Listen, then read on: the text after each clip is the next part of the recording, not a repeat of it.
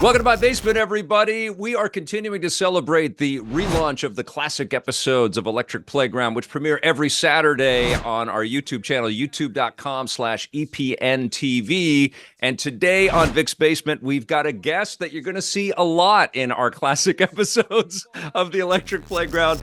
Mark Subotnick joins me, and this is a gentleman that has been in the video game industry, I think, and we're going to clarify this, since 1995. Looking at some of your credits. 93. Yeah. That's amazing, my friend. And Yeah. when I first met Mark, he was working at SEGA, and we would have conversations about things like World Series Baseball, which you can watch right now in episode 3 from 1997. And we talked about a lot of SEGA Saturn games, and you were there through the Dreamcast days. Mark Subotnick joins us now. He's got a big story to tell, so buckle in, get comfortable. Mark, how are you, my friend? It's been way too long. I'm doing great. Yeah, it has been way too long. I'm used to seeing you at all the events, and since COVID, all that's been a little messy. And It's been weird, I feel yeah. like we're starting to finally get into the swing of the regular show circuit. But yeah, I'm doing great. I'm doing great. This is my 31st year in the industry. I'm thrilled that I'm still employed. That's great. That I'm working, and I've moved back into actual active game development. So did a stint at large corporations, and now I'm at a company called ProbablyMonsters, and we're making games. That's awesome. We're going to get to that, to what you're doing now. But I want to talk, I think, let's catch the audience up a little bit about what brought you into video games in the first place back in 1993. So 93, I was a young pup. I still had some facial hair, but not gray. Yeah. This is an interesting story where I out a little more of myself. There's no way to do it other than just tell the story, but people start putting the dots together like, oh, that guy has an interesting past. I was what people would call a rave promoter. So I was a club promoter in San Francisco in the early 90s and the late 80s.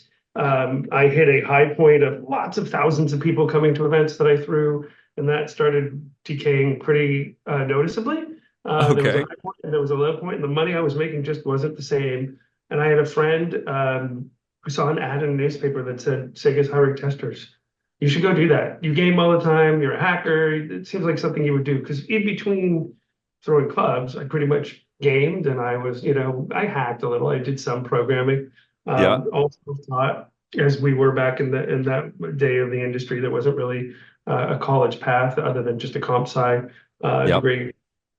And I went and I interviewed, and I somehow landed the gig. And then it was a really unique time in the industry because shortly after I got hired, there was a record lawsuit settled around contracting employees. So Apple, Microsoft, and I think they were the two big in that, had a bunch of contract employees. Sega did too, the entire test department.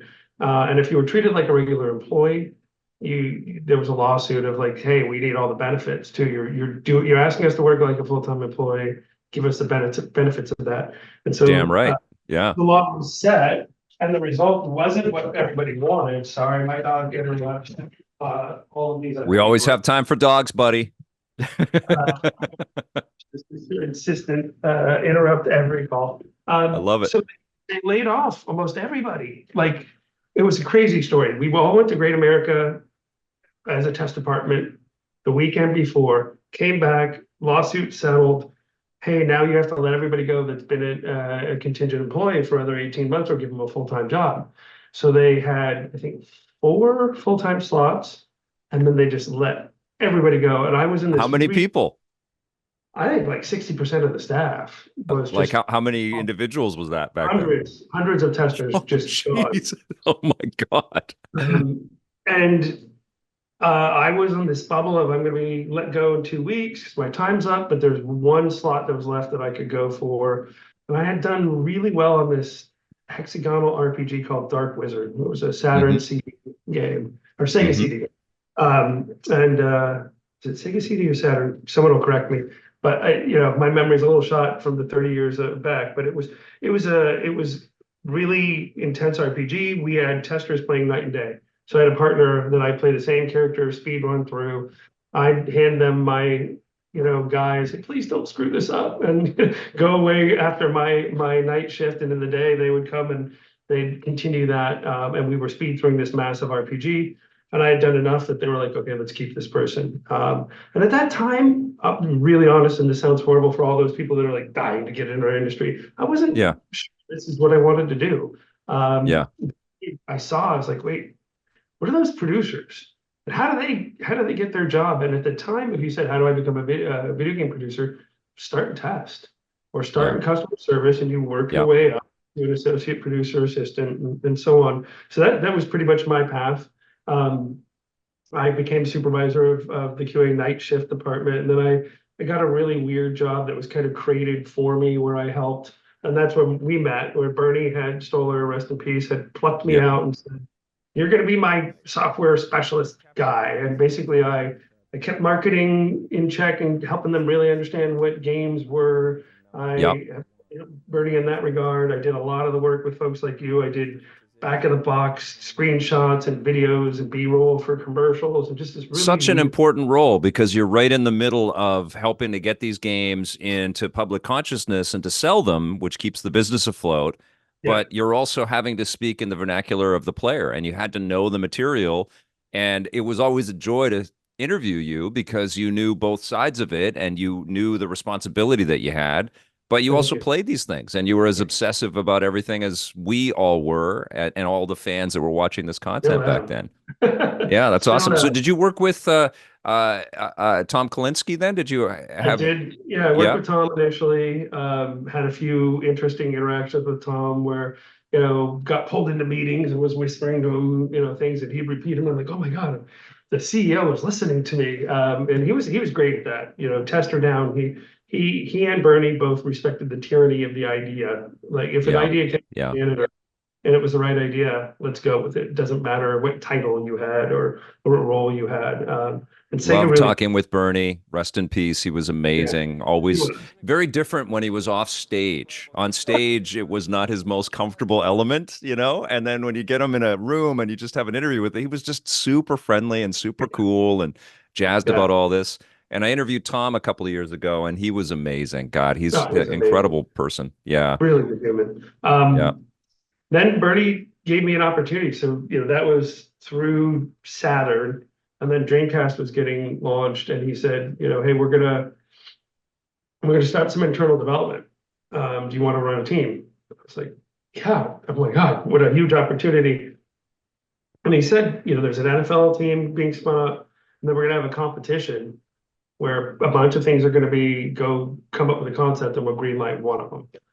And the smart choice would have been go take the game that's already greenlit, NFL. But in Sega Test, there was testers that had specialties, and we had sports people. Now I was sometimes one of those. That's why I was on this show talking about World Series baseball. That For was one sure. of the games I was hardcore a tester on and loved. But there were people that were more suited to be a sports producer than I was. That's what Uh-huh. they lived and breathed. They were in the Sega Sports Test group. And Yep. can I swear on here?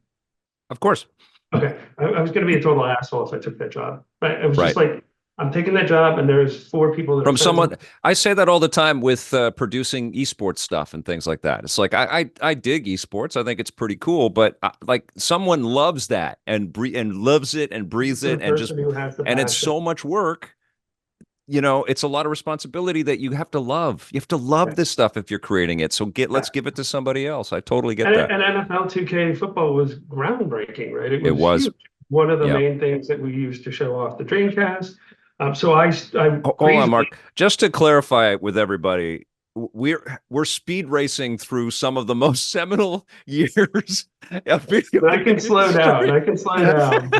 But Mark was at Sega during the transition from basically the Genesis and its the early handheld stuff 32X, on the the Game Gear, the Saturn, 32X, the Sega Dreamcast. CD, Yes. Sega Saturn, huge part of the Saturn life cycle there, and on the Dreamcast. So, Yes. hugely cool position to have in games. And we could do like a series of podcasts just on that time in your life.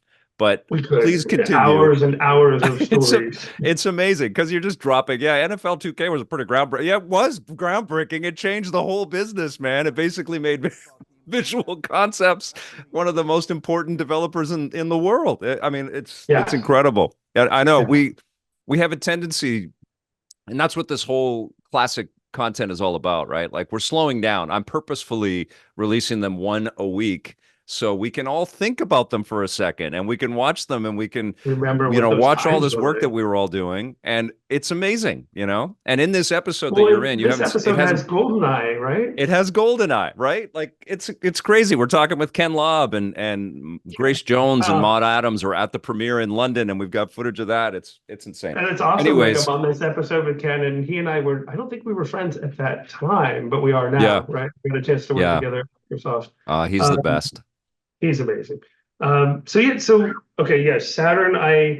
I'll go back a little. I got to do a lot more PR and spokesperson stuff during that Yep. era. Was a spokesperson for the console, heavily involved in the launch, and it was tough because we went from I was the lead tester on Panzer Dragoon, or Yep. one of the lead testers, and I was really thrilled with that game. And then somebody brought over a PlayStation, and we saw footage of Battle Arena to Toshinden, and I think our Right. hearts fell out of our chest. It was like, Hmm. oh man, we built a machine that's really good at 2.5D and 3D's here. 3D Shit. is here. And Yeah. it was a big Yeah. like, oh, we're hurting here. PlayStation Yeah. isn't this weird thing that's entering the business that we don't think can actually do it. They're coming hard, and this looks pretty impressive. Well, So in Saturn, retrospect, Mark, a lot of people look back at the Saturn, and I hear this all the time, as in Japan especially, they had a lot of incredible 2.5D and 2D experiences that never made it over to North America because the mindset here, including on our show, and that's how I pitched DP back then, it was like, look at this 3D stuff that's coming. It looks like you're playing Toy Story. But in retrospect, do you think if more of those 2D and 2.5D releases came to North America, would that have helped the Saturn rather than yeah, I think the focus was so much on Sega Arcade IP coming to the home yeah, with Saturn that we yeah, missed the, hey, what about all the other games? And it's yeah, interesting we're saying this because, the game I talk about in the episode is the first polygonal baseball yes, game. yeah, And so it is more than a 2.5D game, but a lot of the criticism are, look at the size of the bats and they look like giant sticks of lumber. And, there was yeah, definitely, it has this, if you go back and look at it, it's like, oh yeah, that was the first. And there's yeah, some and things yeah, need to and be it's cleaned amazing up. because the previous year, the one that was with the '97 version of World Series was kind of the last of the sprite-based baseball games on the Saturn, and it looked incredible. It looked Yes. amazing, and I think in retrospect, it kind of holds up a little bit better because of those sprites. It's pretty funny, right? Like we in this rush, and maybe this is an analogy for AI adoption in our business, but in our rush to just bring in whatever the new technology is, sometimes we kind of lose sight of what's right in front of us, Some of those last games on Genesis were pretty phenomenal, and Yeah. and they did kind of get ignored because it was this massive shift into Yep. what I'm was guilty of coming. that. Yeah, so am I. I Yep. was talking to you only about the things that are like, well, here's the news story. We didn't talk about the Genesis version on your show. We talked about the Saturn version, right? Because that was Totally. that was what Sega wanted to put forward, and that was what we were excited about as well. And I'm looking back at who produced that. It's like Scott Rhodey was the producer of that game, Legend. right? He's Yeah. now a legend at Sony and has done amazing things in the industry. Just what an amazing time to be able to work with people like that. And Do you, uh, do you have a favorite of those Sega games that you worked on? I'm looking at some of your credits here. X-Men Mojo World, Adventures of Batman and Robin for the Batman and Genesis. Robin. So there's a cool story of that. That was a tough game to get out the door. Yeah. That we just, for whatever reason, it stayed in test a real long time to the point where we rented a hotel room down the street from Sega Test so that Wow. testers could go sleep for a couple hours in between Oh shifts. shit. Oh my And God. I would go there and like crash for a couple hours, come back. There's a new Yeah. build. Got to try and close it out. Every morning, I would call. Bert Sloan was the executive producer. He was married to the person that ran Crystal Dynamics. So I would Yeah. call and she would answer and go, "Do Yeah. I want to hand the phone to Bert?" And I would say, "Not today." She, okay, he'll call you back when he's up, and hang up on me. And it was just this crazy ride. We got that game out, and it was criticized for being too difficult. And it was one of the only games where Test actually balanced some of the game. So Hmm. we had kits that allowed us to actually set difficulty levels for characters and send those attributes back to the developer. And so it was too hard. There was hardcore testers balancing this game, and it was really Yeah. difficult. You That's fast the challenge forward, sometimes when you have testers that are just so good at it. It's hard to kind of see the forest for the trees, right? They just play it like yeah. it's nothing. Well, and then fast forward to this. I don't remember where it was. I think it was Dice. Dice, whenever Cuphead was doing well. Right. So Right, right, right. I'm hanging out with the brothers that made the game. Hmm. We're shooting the shit, and they're like, "Oh my God, you've been around forever. What games did you work on?" And somehow I managed to mention I was on Genesis, and they're like, what, and I was like, I worked on animated Batman animated, and they were like, "Oh, that's the inspiration for a ton of our game." I That's was like, "What?" great. And That's they're like, awesome. "Yeah, And you it's could it's totally so see that. hard." And then they started talking to me about certain bosses and how they, and I was like, "Oh my God." And it clicked where I could see the connection of, oh, that boss is totally built off of that boss and Batman. And we geeked out for like a good half hour on Oh, that's just, such a great story. That's it was, amazing. it was really cool. And I had no idea that they gave a shit about the game. They played it, Yeah. let alone it inspired Cuphead. And Cuphead's such an amazing game. And yeah, Yeah. also really, really challenging, right? So Very they, and beautiful. Yeah, beautiful. I got a couple stories on that. I just reviewed the Felix the Cat game that Limited Run Games re-released, and it reminded me of Cuphead quite a bit too. It's very psychedelic and weird. I don't know if you've ever played it for the NES. It was weird. But the Adventures of Batman and Robin on the Genesis, I did a series which I have to get back to on our channel called side-scrolling superheroes because I Oh got yeah. obsessed with all of these superhero games. After Spider-Man came out for the PlayStation 4, it was like, oh my God, I Right. want to dig back into all of this stuff. And I own that game. I bought that game when it came out in '95. And I thought it was beautiful, but it was too difficult. And I contrasted it to the Konami Adventures of Batman and Robin game, and which was much more slower paced, and you had all the gadgets and everything. Long story short, it took me a long time to kind of recognize how genius the Genesis game is. It is spectacular and it runs perfectly too. 60 frames per second, all these projectiles, all these enemies, and all that stuff. So kudos to you and all the people that made that game. It's a masterpiece and it's totally Clockwork stood the Tortoise, I test think, of was the time. developer. If I remember Who was right, the developer? I think it was Clockwork Tortoise. That's And it was right. Yes. great. And Yeah. they kept hiding tortoises in every frame. Like that was part of the challenge of getting it out the door is like, okay, take the turtle out of the moon in this shot. Take the turtle. They were good at hiding their logo throughout frames. I bet you if you went back and played it, there's probably tortoises throughout the Oh, game that that's they rad. That's awesome. would be one of That my was pretty favorites. early in your career.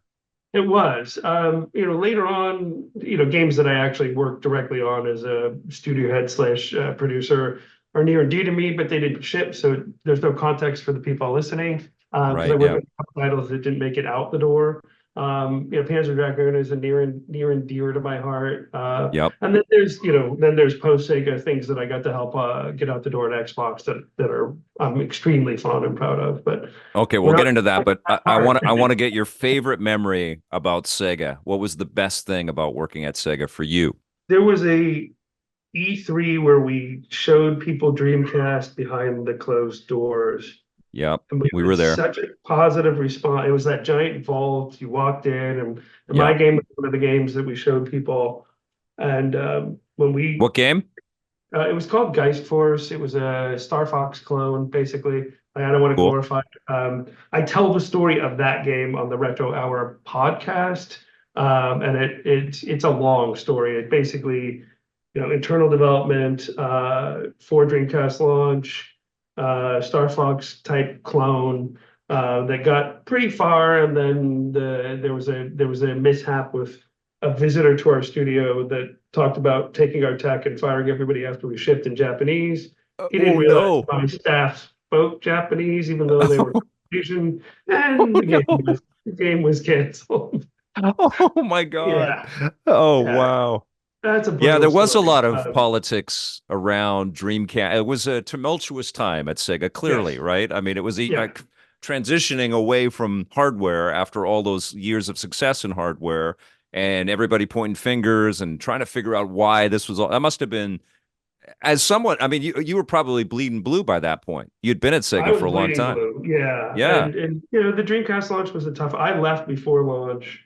Um, at the time I left, everybody knew all the executives were leaving. I mean, Bernie and I had a chat, and he's like, in 6 months, none of the people you worked with here are going to be here anymore. Company's Wow. going through a massive change. Yeah. But to answer your question first, and then I'll get back to this, was we finished that Vault presentation. We got such a positive response from everybody that we were like, wow, Dreamcast is going to be amazing. And we went back into the, I don't know, there was like a backstage area, or our booth, and Bernie popped champagne and lit a cigar on the floor of E3. And, Wicked. I can tell that story because he's not here and he won't call me and say, what the hell are you telling that story for? Because it was not okay to light a cigar on the floor of E3. No. It's probably not okay to pop champagne, but those are the moments you look back at shipping a console, Yeah. getting Saturn at the door was a huge moment. Getting Dreamcast to Yeah. that point, I wasn't there for the final point of launch, but we were well underway then. Those are awesome moments. The Really, really, Dreamcast is beloved now too, and it is. I mean, everybody gets it. It was an amazing machine, and Sega to this day is still one of the most exciting makers of games. Like they're just so ambitious, and they have extraordinary ideas and such an I'm incredible back catalog really and stuff. I'm super excited for the future of Sega. I got to Yeah, catch some. Shuji and I worked together at not for a little bit on the Dreamcast time, and then got to know each other incredibly well. Went through a lot of tough times that we just talked about, and I recently got to have lunch with him at Dice, and I'm so thrilled that somebody that knows the company, that knows games, that is a true member of this industry is in a leadership position over there. yeah, And it's super exciting to see IP I love getting reinvigorated, like just totally. super exciting. That was a fun conversation. Everybody's like, "Why are we meeting with them?" We're like, "I probably no business between Probably Monsters and Sega, but we love each other, and we want to just talk about how to further the industry." And who knows? Someday maybe they'll distribute games for us in Japan or something like that. But Totally. um, They're going to need they're developers. they're going to need developers. Someday we may have that conversation too. Right now we haven't gotten to what we do. We do mostly original IP, but that would be exciting.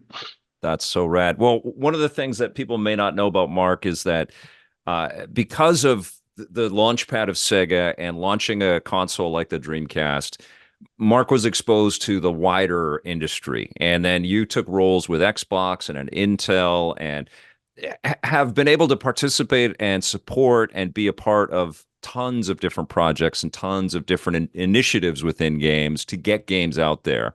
And you've got a very unique, I think, position in the business because most people they have an executive track or they have a development track, and sometimes it pivots and sometimes it changes and it's more managerial and stuff. But you've been able to Yeah. kind of just launch into this interesting career where you get to touch all kinds of things and make things happen, make dreams happen for a lot of people out there. Let's let's go to your Xbox era, just like a Taylor Swift album here. Like what Sure. happened? What happened for you during the Xbox days? Yeah, so we just got to the Dreamcast. Right before launch, there's that story I told about my title getting canceled. I went to Bernie's office, said, "Hey," he said, you can stick around, but it's not going to be that much fun. I It's said, going "Well, to be can a I, bloodbath. yeah, can I exit and get kind of an accelerated vest on some of the stuff I've done?" He said, "Yeah, actually, let's do that. And when do you want to leave?" "I want to leave on this date." Cool. It was a really amicable split. What a Um, great dude. That's awesome. he gave me a pretty decent severance, so that I was able to like think about what am I going to do next. And I took off to Europe and went on a tour of Europe as a single man, trying to figure out what I was going to do next. And came Mm, back, and there was somebody I'd worked with at Sega, Gretchen Eichinger. She was the VP of third party. She had also been at Sony with Bernie on the launch of Sony PlayStation. Had a high regard for her. And then Mark Lewis, who was one of the top executives at EA. They started this company. It's a startup. It was the .com era. It was basically VRML 2.0. right. And I went there. I worked there for a little bit. Didn't really pan out. Didn't get rich. Was interviewing for other jobs. And this story I like to tell because I want people that are looking for jobs to hear this really, really clearly. People The need way this I right ended now. up at Xbox is interviewing for other jobs talking to people that were interviewing for those jobs. And I got in this super weird interview. I don't remember the name of the company. It was a Russian software middleware play, funded out of Russia. They had a couple of us interview at the same time and like work on projects, like basically do free work for them.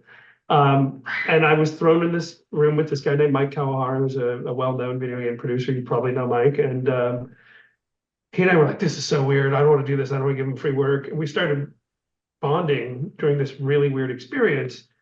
And at the end of the interview, he's like, hey, you would be perfect for this job I interviewed for up in Seattle. I'm not going to take. It's like Xbox is, or Microsoft, it wasn't even called Xbox at that time. Right. It was Right. probably a code name, something, but it's like Microsoft is building a console. And I'm like, yeah, I heard.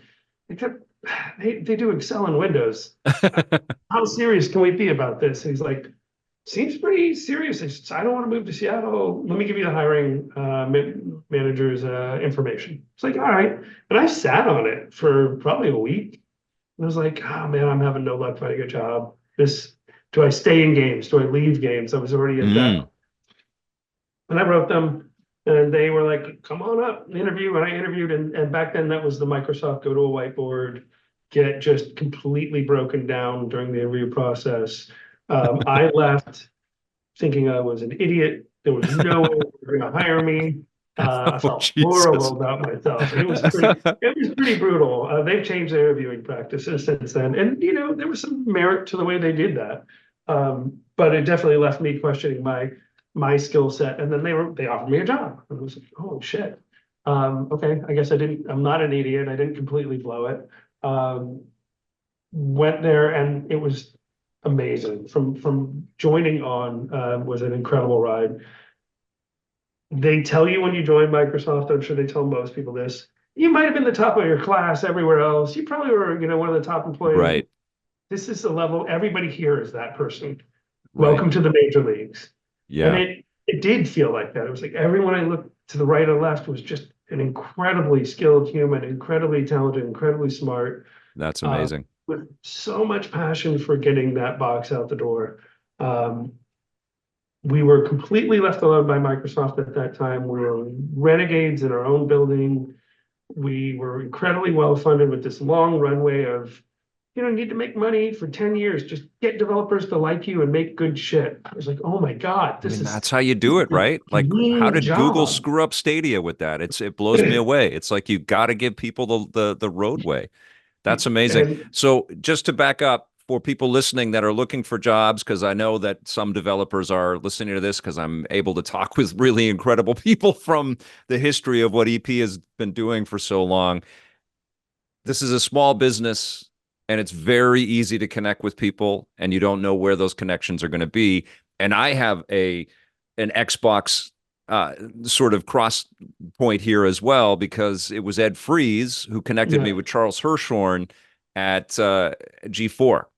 And he was launching the network, and he introduced us, and Charles came up to meet me in Vancouver. He was shooting a movie he was working at Disney then, so he was shooting a TV movie. And we talked about this network that he was launching, an EP or something that we would produce for them would end up being a good fit for G4. And so kudos to Ed Fries. And I think, you know, we got to meet a lot of those Xbox people during the launch of Xbox. Xbox and Microsoft came aboard as a sponsor partner for EP in 2000, 2001. And we were really helping to introduce Xbox to the world, you know, through our television shows. And they were just fantastic partners. And it was really exciting to go and interview Seamus and Ed and, you know, all kind top down, everybody that we talked to about Xbox. And this new machine coming was just so inspiring and so much fun. And I'm like, how lucky are you to have been at you know, a part of that and a part of Dreamcast? And I mean, that's amazing in North America. If I didn't go to that interview and I didn't meet Mike, there's a strong chance I'm not in games still.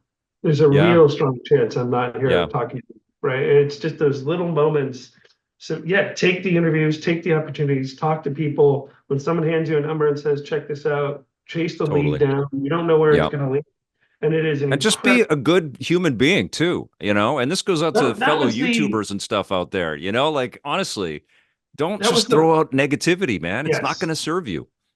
the hardcore lessons I got taught as a young pup in test were show up and do your work, Yep. don't burn bridges, don't take credit for work you didn't do, because that Right happens a on. lot. We'll put Yep. credits that they weren't really. I've gotten calls from people. I just interviewed somebody. Guess what they said they were? I'm like, what? They were executive producer of Fred Couples' Game Gear Golf. I'm like, well, but you were, and I was the tester. He's like, and I don't remember working with that person. Right. That's the point of this call. Wow. And you're like, why Wow. would you make up that? That's such a weird, obscure game. Pick Right. something better to lie about. Yeah. But it is bizarre. And so those three lessons have helped me tremendously still have a career, right? Is just Yep. jump into your job, be a good human, don't lie about what you did, and don't Hey, burn dude, bridges. it's Right? it's Because same with the me, burn man. bridges Yeah, is it's the same with person me. that Like on the other side of it, covering all of your work and all the other people's. It's the same thing with me. I've been doing this almost 30 years as well, and yeah. it's about all of those things. It's very simple. You know, just do the right thing. So Xbox, were you on specific titles as they were No, launching, I or was in how the did they put you? so they had an advanced technology group. We were called technical game managers initially, and then developer account managers. I like the DAM acronym better than TGM. That was Yeah. fun to say. I'm your DAM. But they had people that worked with the publishers, and they Yep. wanted people that would work with the developers to help them make their games the best on the platform. Yep. To go find the right games to bring to the platform, to light up games by giving them dev kits, to help them through the certification process, and to honestly push features, right? So Live is being launched. We want certain features supported. I would be the person that would go work with that developer and say, here's the things we want you to do. Here's the support Cool. we'll give you to do those things. Cool. I would drop ship in with it. So we had engineers, artists, designers that were highly skilled that would be drop shipped in with so I would have an account. That account would call me and say, I got here's a real world example, Saints Row E3 demo. Hey, we Right. can't hit 30 frames a second. We're struggling. Mm. Okay, I'm flying out with engineers now. We fly out, I drop an engineer on the seat, he gets source code access, he starts going to town trying to figure out how do I This reduce draw calls? this is How the do I video game equivalent of Helldivers right here you're yeah, talking about. yeah, we would dive in and we'd fight for democracy. And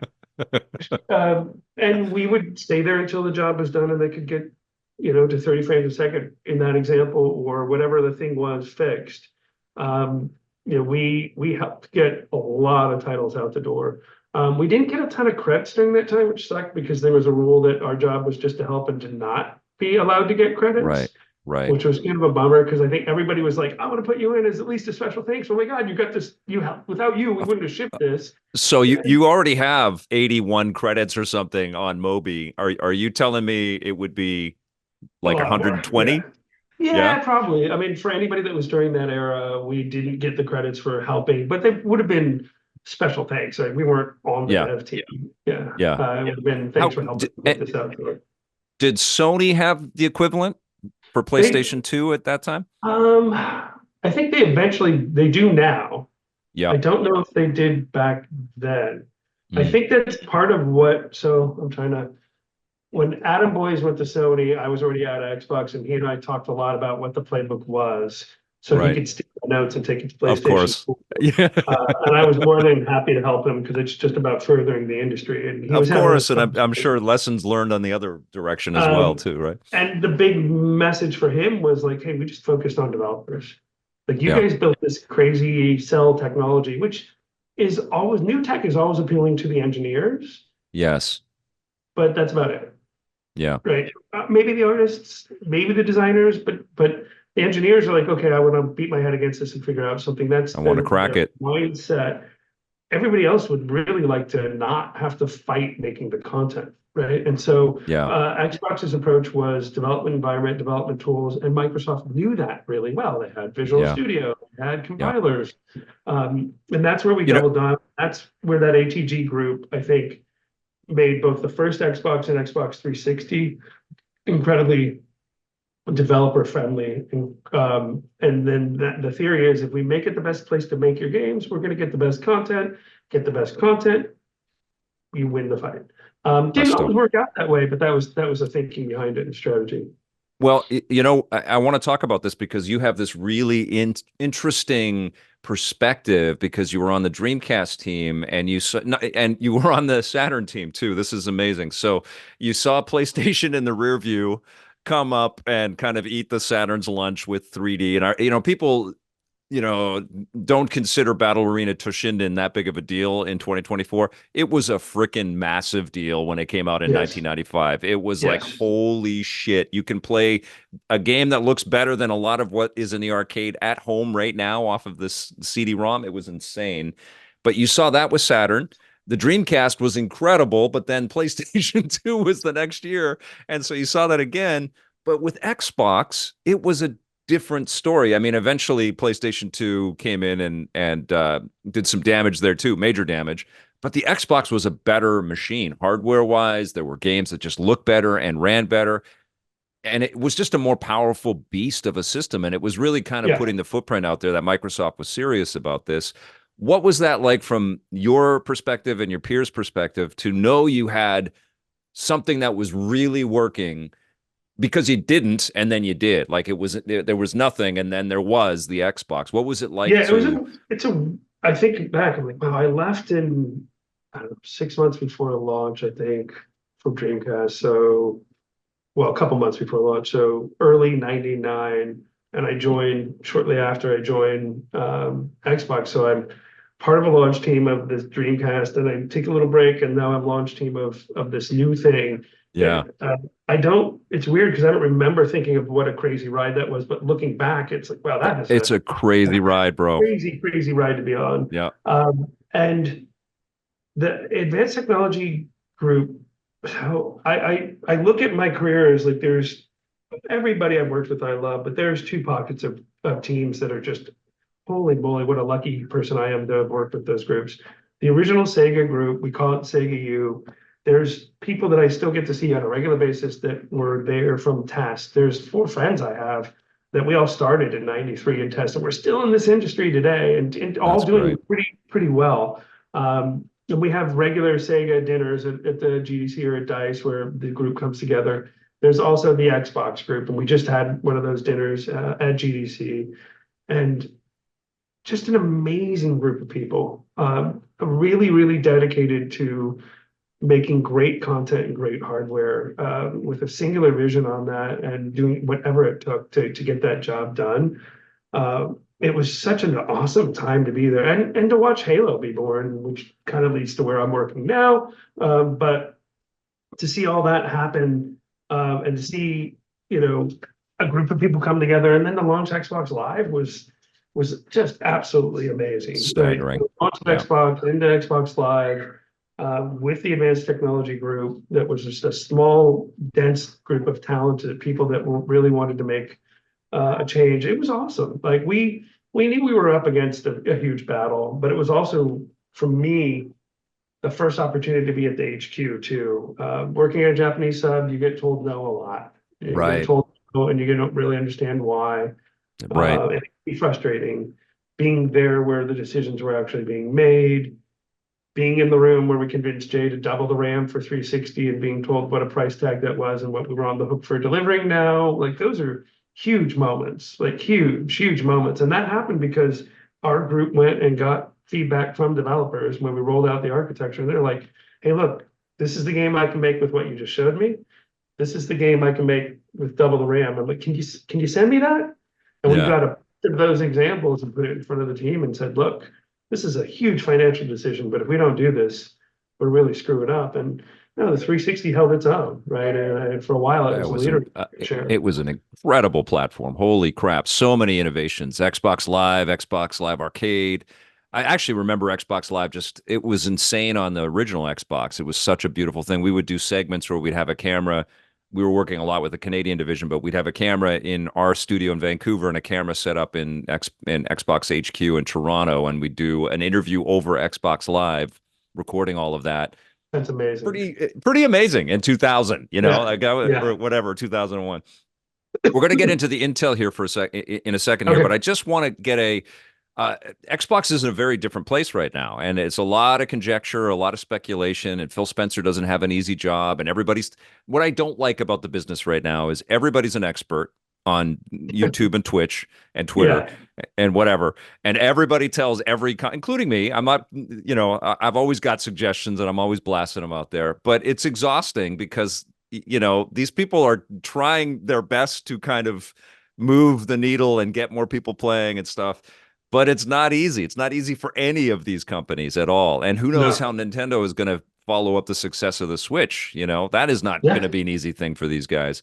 But It's not a Xbox, slam dunk. Yeah. nothing is. Yeah, it could, and it changes from, as you were the leader and then you're not the leader. You're the leader and you're not the leader. Xbox, though, their move is it's almost Sega-esque in a way. And what a unique position you've got there. Do you think that the strategy of releasing to other platforms is the way that they should go, and maybe holistically the video game industry should go? It's an interesting debate. I've always felt like the thing that we needed to learn in games that we haven't really learned from movies, because we always had looked at this, why we want to be bigger than them, we want to be as Yeah, legitimate as them, and now we're bigger than all other forms of entertainment combined. yeah, But we still haven't learned all the lessons. Um, the the way that Hollywood makes content does keep more people like in cyclical employment, not long-term employment, but they can stay employed per project in a right. different way we have with these cycles of staffing up and laying off. And I think that's one thing to look at. But Mm, paid windows is this thing that Hollywood has figured out incredibly well. Every time there's a new platform, it's just another way for them to monetize their IP, right? right. For a while, there was the TV and airplane window, right?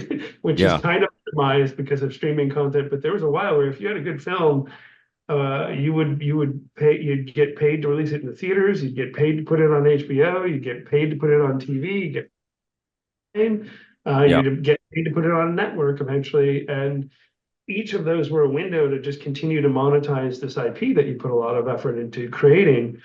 Um, Some people say, well, I'm only going to do that across all platforms, and they become third-party publishers. But if you're a first-party platform, you've got to make tentpole content that sells your hardware, and you've got to have exclusives. I mean, I hate the debate. You pretty much have to sell hardware. That is the model. Is you have to have something that is only here to right. justify the $400 purchase, and you have to be able to deliver experience that can only happen with that purchase.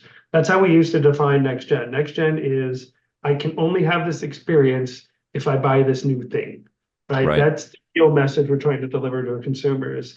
Buy this box because it gives you something you can't get on the box you have right now.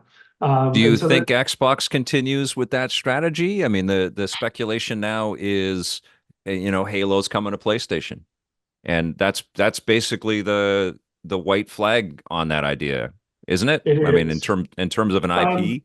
they are so they Xbox One crushed me as a person that was bleeding green by then. I just, they stumbled so badly with that, and Phil's Yeah, called it out that really just crushed their momentum, and yeah, they don't know if they can actually recover.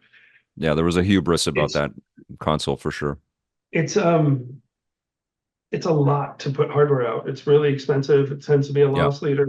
Um, they are getting crushed by Nintendo and Sony, and they're having a real hard time justifying that investment. And I think being part of a larger corporation that's doing incredibly well elsewhere, it makes even more pressure for Phil and Sarah and team Well, to not be just that though, profitable. and doing incredibly well elsewhere because exactly about what we're talking about here, being Yes. everywhere Satya with said, their we're no stuff. longer, Yeah, this narrow beam of Microsoft. We go yeah. everywhere. But they don't even And sell products anymore. They just sell subscriptions, yeah, and Game yeah. Pass fits into that model. But if you're It, subscribed only in specific hardware silos, yeah, I mean it's it's like interesting. it's a I sea would love to change. be there in the room with Phil and Sarah and Matt and team having these debates. They're really smart people that I have a high degree of respect for. It's a really challenging problem. Yeah, The signal from Phil is, hey, we're still committed to making hardware. He has to say that. yeah, But the signal to the end user is you don't necessarily need to have this to play these games anymore. Right. Right. So now if I subscribe to Game Pass, eventually they're coming to my PC. And if I don't buy an Xbox piece of hardware, it feels like those things are coming eventually to my PlayStation or PC, and I don't necessarily need to. The thing is, what if there's something, what they need is that first party thing that is so amazing that everybody's going to go get it because it's only can happen here. That's also a massive investment, and that's not predictable. Well, And here's something I'm just thinking of as we're talking about this, because the flip on it is Sony I feel that Sony should be publishing Spider-Man across the universe, because he's one of the 100%. most famous characters everywhere, and everybody should Well, it have a also chance to was a play Spider-Man. $300 million So development budget, right, probably and recoup. yeah, they'd make some more money back. And I'm Yeah, thinking that maybe the question isn't so much like full titles are exclusive to these platforms, but features are exclusive to these platforms. So if you want a character that in your Spider-Man game, you need to have it on a PlayStation. And you want a character in a Halo game, you need to have it on Xbox. And then it's less about the full totality of the investment siloed, and it does sort of bridge some happiness with some of the hardcores out there. I mean, I don't know. I mean, this is a bigger yeah, question for it's you a and I to tough figure out in five problem. minutes, but Exactly, and luckily it's yeah. not my problem anymore to figure out. I got to figure out how to make games that people want to play. Yeah. Um, and the exclusivity, it's a heavy debate on, is it just time windows, right? So maybe the Yeah. first 6 months, if it's something I really want to play, I have to have it on Xbox, PlayStation, Nintendo, depending on the platform. But 9 months after, now it's available. That happens across marketplaces. There's, Epic will make a deal to have something there. We know eventually Yep. it's probably going to Steam. Then the incentive is, do I want to play it now or do I want to wait? Um, Gotcha. but that's a tough one. I'm really thrilled I'm not dealing with that. Yeah, the whole console world is very different right now. Let's talk about Intel, because you pivoted into, basically becoming a technology, evangelist and working with different publishers and creating all kinds of, I think, synergies and initiatives through Intel Yeah, into the game space. You were at Intel, but you weren't just a hardcore it chip was guy. You were a working with game makers. yes. I mean, initially I got brought over there to make a game, which is a really weird story because why would somebody make a game at Intel and how do you make a Right. game at Intel? The answer is we didn't, but we tried. There was a graphics chip called Larrabee that was being made. There was a lot of people, Will Wright, Tim Sweeney, Gabe Newell, were all like, this is the right way to go. This is going to change things. And it was basically the idea of getting away from fixed function hardware and a GPU into more software. And Mm, everyone really loved the idea. It was a really unique architecture. It would open up a tremendous amount of new things in development. We were all very excited, and it did not run fast enough. right. There's a reason we use fixed function hardware faster, and we were just not capable of getting it, to where it needed to be. So I ran a game team making a first party game for that chipset at Intel. That's what I joined to be the third party person that would go find games for this. They bought a team. I was the only one that had ever run an internal game team in the entire 110,000 base of employees. So Wow. that I became my job. I was an executive producer of a game team at Intel, which is such a weird time in my career and a Yeah. weird job to have. Very hard to recruit because people don't go to Intel to make games. Yeah. But we got a pretty decent. It's such an interesting company, right? I work with them all the time, and I'm about the creativity in this space, whether it's games or movies or whatever. Use the technology, Sure. but talk about it, in terms of what you're going to create with it. And they are in everything. They're an Everything. OEM partner. They're in every freaking thing. They're so big and they're so connected, and they work with everyone, and they're friends with everyone, which is an Yeah. amazing thing. Yeah. It was I was there 15 years, so an incredibly long run. I came to make a game. Game didn't happen. We shut down the studio. I was going to go look for my next game job. I was freshly married with a kid on the way. Yep. And executives there said, "Hey, we could use you. You have an incredible network in the games industry. We don't. We could Yeah. use somebody like you. Why don't you just hang out and we'll figure out a job for you, and you can keep getting paid while you have a kid." And I was like, that sounds okay. Yeah, it And that does. turned into 15 years of various jobs. I led a team, then I did BD and helped them figure out different ways of engaging with developers for various projects. And then I got the opportunity to run a pro. It's the only Hollywood thing I've done in my career, but I got an opportunity to work directly with DreamWorks Animation. Right. I was the third in line of people that were running a program office that was directly attached to DreamWorks Animation. We had 8 embedded engineers that worked on site, refactoring the entire pipeline. Long story short is we took a pipeline that every 3 years could produce a movie and got it to 3 movies a year. That's awesome. I Just saw you at a incredible. SIGGRAPH in Vancouver. Yes, yes. Yes, that's And I right. was You just working, popped up that's at when SIG. I'm like, Mark, what are you doing here? That's we were crazy. showing tools and tech for making animation, CG animation.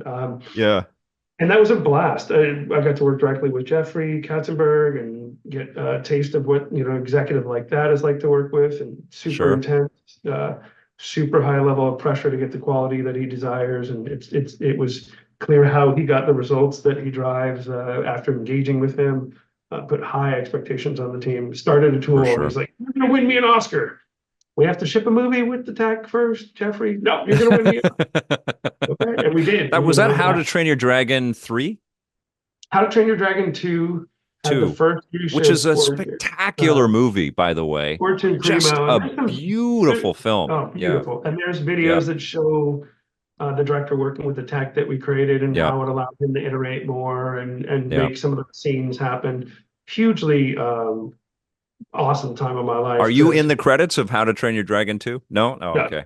yeah. What a masterpiece film that is. I don't know if everybody knows how good that movie is. Specifically that one. It was, I mean, they're all good, but that second one was like, wow, it was The so good. the change, so I mean, animators in How to Train Your Dragon 1, believe it or not, were typing in numbers into a lookup curve to get smiles. They Oh my weren't goodness. drawing. Wow. Our tool allowed them to put a pen to a Wacom and Yeah. animate the way that they normally Holy crap. animate. And That's we would amazing. walk executives through to tour what we were doing with them, and the animators that were telling our Intel execs, "Please don't kill this project," would cry. Like, Mm. it changed my work environment. Oh my Oh God, I'm an wow. artist again. So that was hugely impactful. And it That went on to win a technical Oscar, I think, for How to Train Your Dragon 2. So really, really awesome time. And that's great. then we were getting serious about, Intel was getting serious about VR gaming and esports. That was starting to Hmm. become big. VR was the first thing that kind of pulled me out of the DreamWorks thing. I was lucky enough to know people that were working on the first headsets. I saw Palmer's first duct tape thing. I got Yeah. invited to go up to Valve and try, their first experience. My mind was blown. I was like, oh, wow. And I had worked on VR because of my club days, actually, believe it or not, Y- which is a really big Yeah. function. And at Sega, we had a VR headset. So this to me was like round 2 or 3, but I Yeah. was really excited. I was sure that it could sell a lot of PCs. Like, it required a lot of compute, so I was really excited about that aspect. Totally. Started a Skunks work group with a guy named Kim Pallister, who's over at Sony now.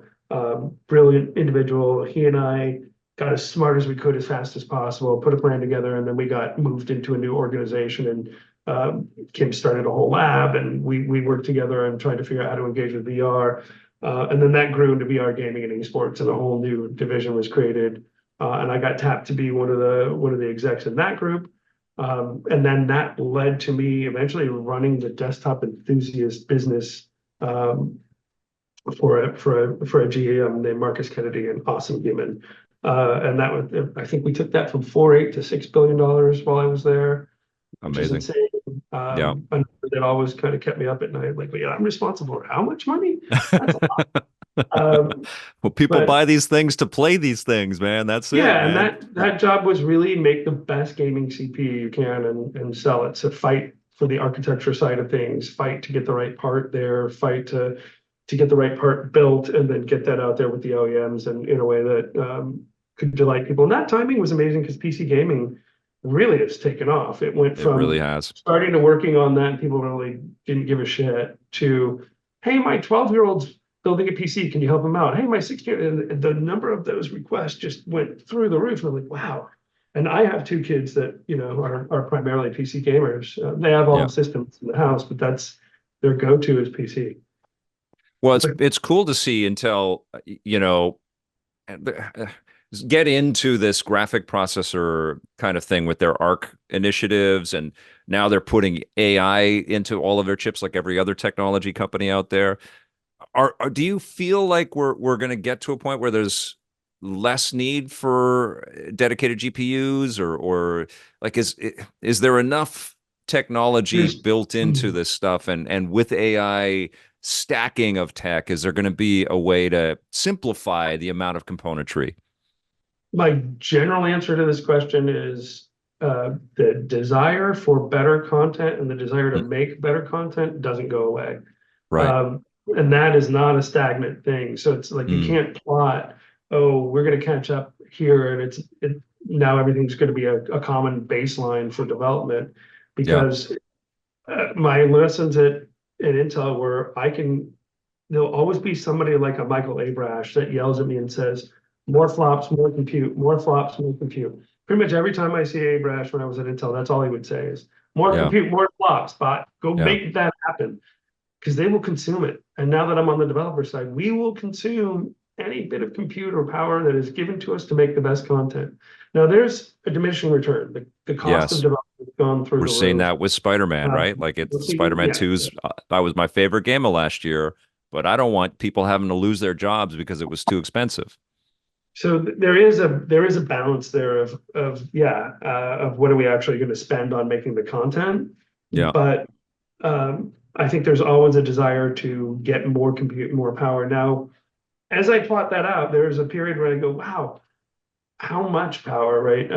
There were systems I was working on. I can't divulge who was making them, but like really insane TDP targets when I left Intel, like to the point where I was like, are we going to need to put new amp switches in homes to run these computers? At that point, you start getting to, okay, is this really sustainable?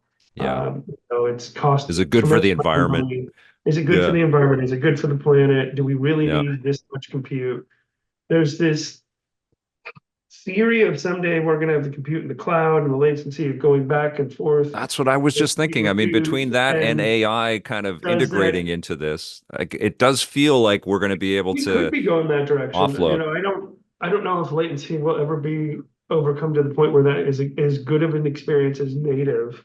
Yeah. But the thing that was exciting to me about cloud wasn't streaming content to a stupid device. It was, what could I make with that compute, Yeah. right? Yeah. And Because to me, it feels like you could load in elements because we're loading off of whatever, whether it's stored natively or off a disk or disk whatever, or we're CD, loading yeah, in. So why don't we yep. just use the cloud to just load in and buffer why can't we just increase I the think we can RAM, get there, but then there's a huge segment of the population that would have a shitty experience that doesn't have the Yeah, bandwidth connection to right, actually get that. And that's probably right. the problem with past attempts of that Oh, and delivering that. testing is a nightmare in a situation like that Yes. too.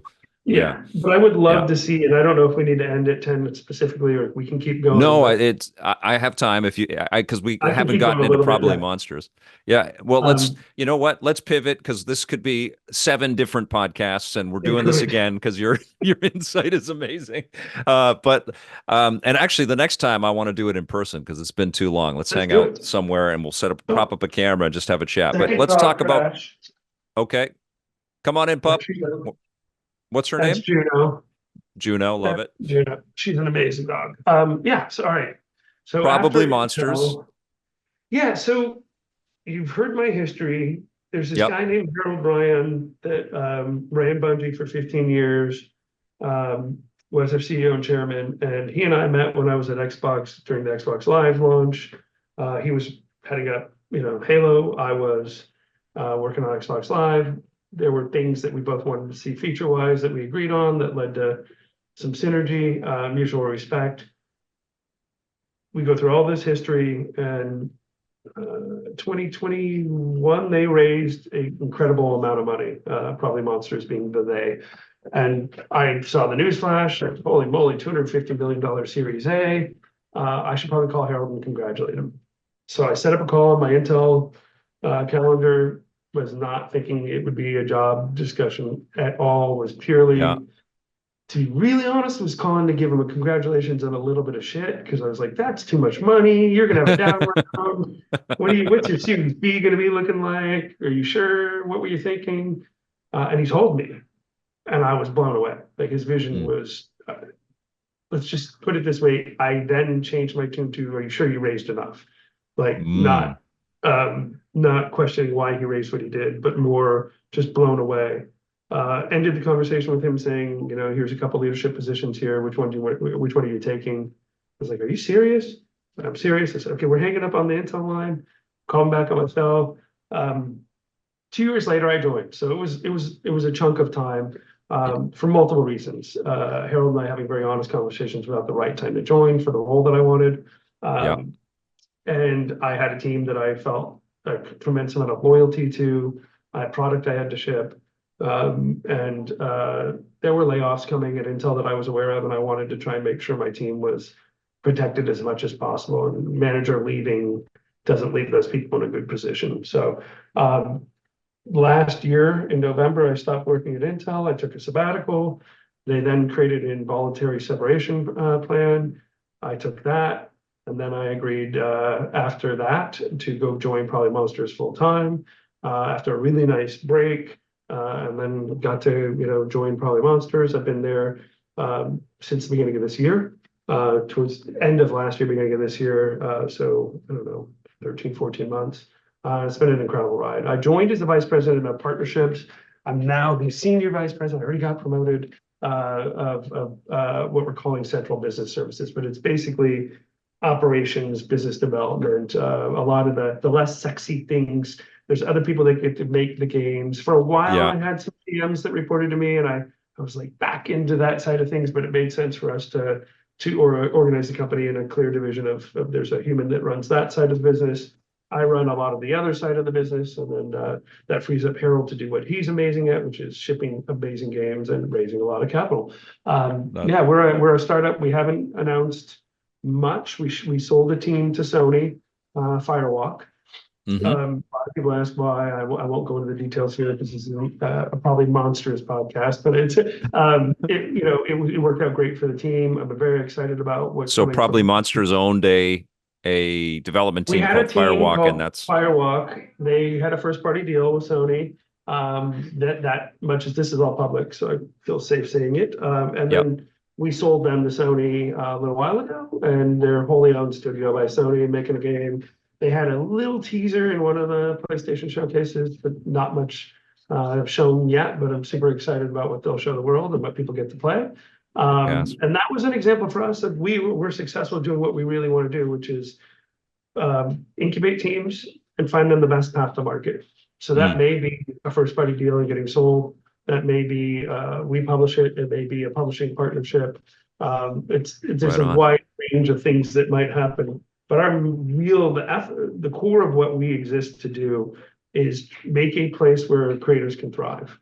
Mm. What Harold talks about, which resonates with me, and you can see this in videos from him talking about culture, is pick your favorite person on the planet. Probably Monsters should be a place that they could thrive. Now, I'd be lying if I say we checked all the boxes of that, but that's our North Star. It's That's pretty great. awesome to see the place after you've heard a 30-year career. It's like now my focus is building a home that can help the next generation of creators have a really stable environment to create. And then eventually I can kind of hand my golden ticket off to that next generation and go off in the sunset and know that I the mean, next person is there to continue on doing great things for the industry. if anybody is questioning why you're not the perfect person for this role, all they got to do is listen back to this podcast, man. This is amazing. It feels like all roads have kind of led to this opportunity. So probably Monsters then is a publisher, or So I don't it's know a if I want to answer that because yeah, now I'm going to get in trouble with our PR people. But yeah, basically, I would think of us as a development house where developer. we We may publish some games. We may partner with people to publish games. We are not a publisher where today where people come to get their games published by us. Right now, we're incubating teams, finding the best path to market for them. That's the best answer I can give without getting into trouble. So, you don't have to tell us what you're working on, but are you deep into development on something that will come from Probably Monsters? We should have more to share soon. Yeah, that's the Yeah, best answer I can give to that, because we got dedicated PR people that are working on the proper messaging for when and how we share what we're working on. But yeah, we'll that's great. definitely be sharing more soon. And I know I don't know if Intel is based in Portland or they have facilities, but you've been in Portland for a Mhm. long time. Are you still living out of I'm Portland still or? in Portland. Yeah. I moved from Portland during the Intel days up here because they have an office in Hillsborough, and it made it Hmm. easier to raise a family up here than the Bay Area at the time. Great city. And love it. Still here. When I joined PM, Harold and I talked. It was like it makes no sense to thrash the family. So I get to travel a lot. I'm up there almost every other week. I really like being with people. I like being in the office. Totally. They're in Seattle, They're in Bellevue. Yeah, in we have Bellevue. offices in Bellevue and Dallas Fort Worth. Very cool. That's Yeah, awesome. Do you know, I mean, do you have a year when we're gonna be I able can't to, say. I can we, can't say more. More to come soon. More to come soon. I mean, that's all you have. It's a great tease, man, because all you want to do is just find out what's next, what's more. That's amazing. That's so rad. I want to know because we've sped through, and each one of these eras deserves its own tour, for Christ's sakes. You've done so many cool things. But at the beginning, you talked about not knowing if you were going to stay in video games. When was that off the table? When did you know for sure you were going to stay in video games? Microsoft. As soon as I joined Microsoft, I was like, okay, this is what I'm doing for the rest of my life. I found another group of people that were amazing to work with, a project that was super exciting to be a part of. And then I got exposed to, so I knew a lot of people in the industry coming into Microsoft. That's part of the reason they hired me. But then being the person that got to talk to every developer in California, Texas, and the Midwest for the launch of Xbox and 360, I solidified relationships that will last with me well Forever. past Yeah, my time of being in the industry active.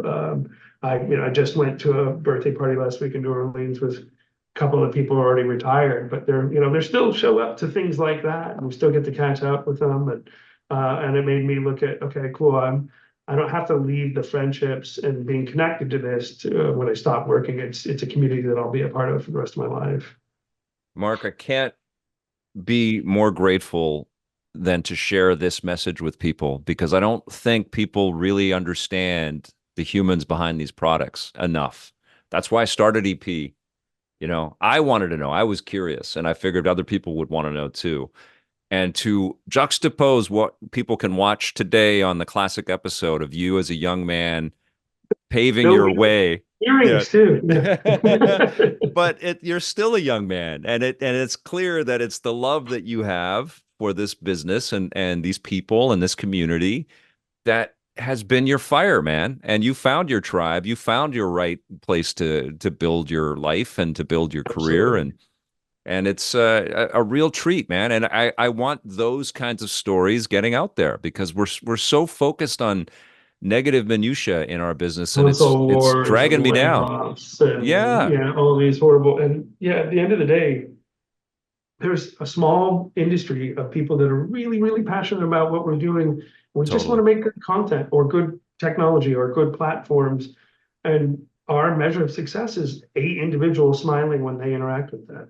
totally. Just one, right? Yeah. Is enough to feel like we've accomplished our goals. And it's, 30 years of getting to do that. I'm just blessed. I'm blessed I'm still getting a paycheck. I'm blessed I have a place to show up and still do anything related to this industry. I'm beyond grateful and thrilled to be here. And I'm now thrilled that I'm at a place where we're thinking about how do we build something for the next generation and how do we How do make we it better? grow this and sustain it? Yeah. Um, Yeah. because we talk about, crunch is one of those things people talk about. Layoffs is one of those things. It's not. We still are going to have layoffs at Probably Monsters. That happens for a business. People We're get gonna have fired. layoffs in every bloody industry. It's not just But games. we're trying to minimize the impact, make smart business decisions, and make a home that people can thrive in.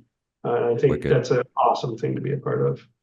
Well, I can't wait to find out what you guys are doing, and hopefully we sync up at Probably Monsters HQ soon-ish. I don't know, maybe next year. I don't know. I don't know when you guys are ready. I can't say that yet, but soon. But I love that we get to have this combo, and thank you so much for jumping on. And everybody, make sure you're following Mark Subotnick out there. He's been working on incredible things for you know how long now, and I can't wait to see the next Mark Subotnick project. I think that's going to be super rad. Thank you, my friend. Yeah. Thank you for being here. All right, awesome. Thank you so much. And thank you all for watching and listening. If you're listening to this on the podcast, you can always tune in and watch these interviews on youtube.com/EPNTV, which is where you can watch the classic episodes, starting from our first one in 1997. And every weekend on Saturday at 9 a.m. Pacific, we're premiering new episodes from our archive, which is a lot of fun. Plus, there's lots of new stuff, too. But thank you all for watching. Thank you to Mark for being here. And we'll see you soon. Until then, play forever.